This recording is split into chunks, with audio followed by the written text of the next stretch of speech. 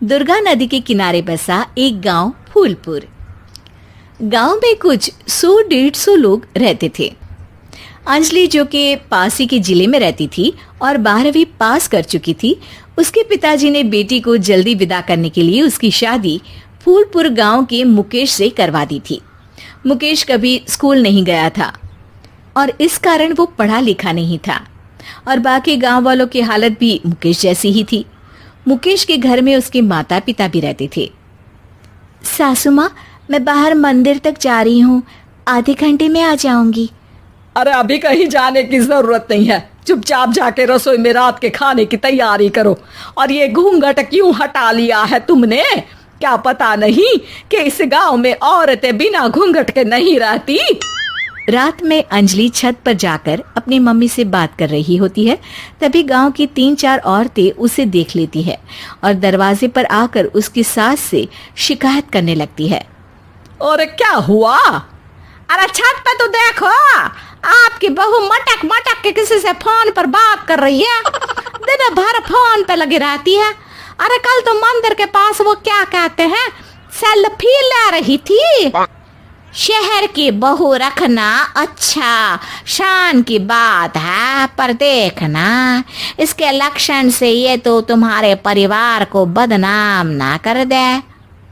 ये पहली बार नहीं था जब सास से गांव के लोगों ने अंजलि की बुराई या शिकायत नहीं की हो। अब तो ये रोज की बात थी। अंजलि ये सब सुन लेती है। जब वो नीचे जाती है तो मुकेश भी वहां आ जाता है। सास कहती है, बेटा, लोग घर आकर शिकायत करने लगे हैं बहू के कामों की। देख लो, पति हो, संयम से रखो इसे। माँ जी, मैं तो अपनी माँ से बात कर रही थी, क्योंकि यहाँ कोई बात करने लायक ही नहीं है और अब मैं माँ के पास ही रहूंगी। वहाँ क्या रहना, वहाँ बाहर के लोग तो ठीक है, पर घर के लोग भी इज्जत ना दे सके। अरे नहीं नहीं अंजलि, ऐसा नहीं है, धीरे धीरे सब ठीक हो जाएगा, तुम फिक्र ना करो। अरे बस कुछ बोलना ही नहीं है, सर पे चढ़ा रखा है बहू को। सास मुकेश की नरम बात सुन के वहां से मुंह चढ़ाकर चली जाती है। मैं तो कहती हूँ हम दोनों शहर चले जाते हैं।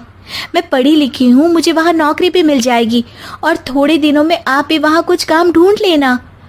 अरे नहीं नहीं अंजलि, हम यहाँ ना गांव का खेत, माँ पिताजी को छोड़कर शहर नहीं जा सकते। माँ पिताजी को कैसा लगेगा और गांव वाले क्या सोचेंगे? ये कहकर मुकेश सोने चला जाता है और अंजलि की गांव वालों द्वारा बुराई का सिलसिला बहुत दिनों तक चलता ही रहता है। लेकिन अंजलि गुस्सा ना दिखाते हुए समझदारी से काम लेती है। बारिश का मौसम चालू हो जाता है। जोरदार बारिश से पूरे गांव में हाहाकार मच जाता है। दुर्गा नदी में बाढ़ आ जाती है और बाढ़ का पानी पूरे गांव की फसल तबाह कर देता है।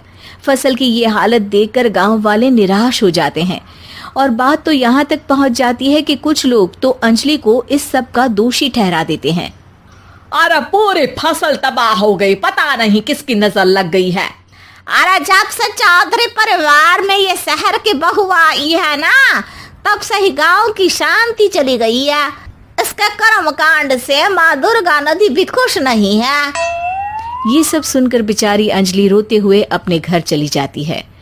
कुछ दिन बाद सभी गांव वाले अपनी फसल का मुआवजा लेकर अपने अपने घर आते हैं। मुकेश भी 1500 लेकर आता है। अंजलि को जब पासबुक दिखाता है तो अंजलि हैरान हो जाती है। अरे, ये पासबुक में तो उन्होंने 4000 की एंट्री करी है और आपको सिर्फ 1500 दिए। सच में? अरे वो सरकारी अफसर आपको बेवकूफ बना रहे हैं। सरकार की तरफ से हमें 4000 मिले हैं, लेकिन बाकी का सारा पैसा खुद ही खा रहे हैं। आप लोग के अनपढ़ होने का फायदा उठा रहे हैं। ये सब सुनकर मुकेश परेशान हो जाता है, लेकिन अंजलि उसे हिम्मत से काम लेने को कहती है और सुबह होते ही मुकेश को पंचायत कार्यालय ले जाती है और साथ में गांव के और लोगों को भी। आप सरकारी बाबू क्या गांव के लोगों को बेवकूफ समझते हैं? आपको क्या लगता है ये पढ़े लिखे नहीं है तो आप कुछ भी मनमानी करेंगे? ये बेचारे दिन रात इतनी मेहनत करते हैं, ये हमारे अन्नदाता हैं और आप इनके साथ ऐसा धोखा करते हैं। अरे क्या बके जा रही है ये लड़की, किस धोखे की बात कर रही है? अपने कांड करके नदी माँ को नाराज करके हमारा नुकसान करके इसे चैन नहीं मिला क्या? सरपंच जी, इन सरकारी बाबू ने मुझे बेवकूफ बनाया है और मेरे हिस्से के पैसे खुद चट कर गए। बस ये सुनते ही सरपंच वहां से दुम दबाकर भाग जाता है। पता चलता है कि जनपद अधिकारियों ने गांव के सरपंच के साथ मिलकर सबके साथ धोखा किया है। सब लोगों का विरोध शुरू हो जाता है और आखिर में अधिकारी सब गांव वालों के हिस्सों के बचे हुए पैसे उन्हें लौटा देते हैं और कई दिन तक सरपंच गांव में लौटता ही नहीं। अंजलि, तुम नहीं होती तो हम गांव वालों को तो पता ही नहीं चलता कि ये हमें हर बार बेवकूफ बनाते हैं।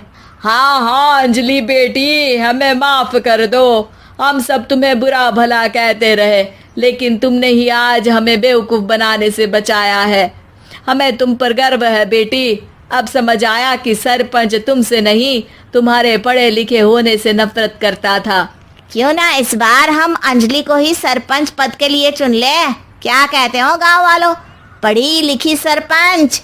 बस पूरा गांव अंजलि के लिए ताली बजाता है और अंजलि की सास उसे खुशी से गले लगा लेती है।